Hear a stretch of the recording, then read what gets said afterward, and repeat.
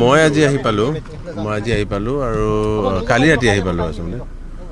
আৰু এই যিখিনি গাঁৱত কাম চলি আছে আমাৰ তাত ল'ৰা ছোৱালীখিনি বহুত ল'ৰা মানে যিবোৰ টীমবোৰে কাম কৰি আছে তেওঁলোকক লগ ধৰিম বুলি আহিলোঁ আৰু আহিব পৰা নাছিলোঁ। চাই যাওঁ মানুহখিনি য'ত আমি যি চলি আছে তেওঁলোকৰ লগত এক ধৰণৰ ফোনত কথা চলি আছে, চাই যাব খুজিছিলোঁ। সেইটোৱে এতিয়া আমাৰ 70টামান ল'ৰা ছোৱালী কাম কৰি আছে এতিয়া মানে বিভিন্ন গ্ৰুপ। তেওঁলোকে যিকেইখন গাঁৱত কৰি আছে সেইকেইখন গাঁও এটলিষ্ট চুম। গতিকে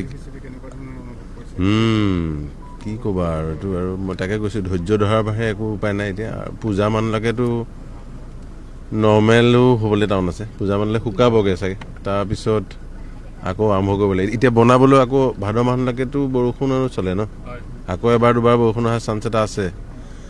নাহিলে হ'ল সিমান আৰু সেইদৰে চান্স থাকে। গতিকে ওলাই যাবলৈ পৰা নাই যে পানী আচলতে সিফালে এটলিষ্ট ওলাই গ'ল নেপালী খুটি চুটি খালে।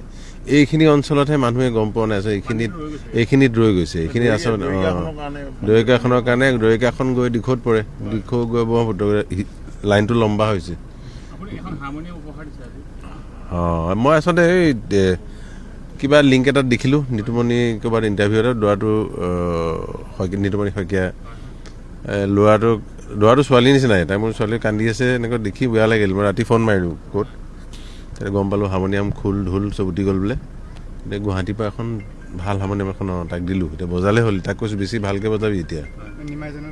নিমাইজানৰ ল'ৰা প্ৰাচুৰ্য পুতেক।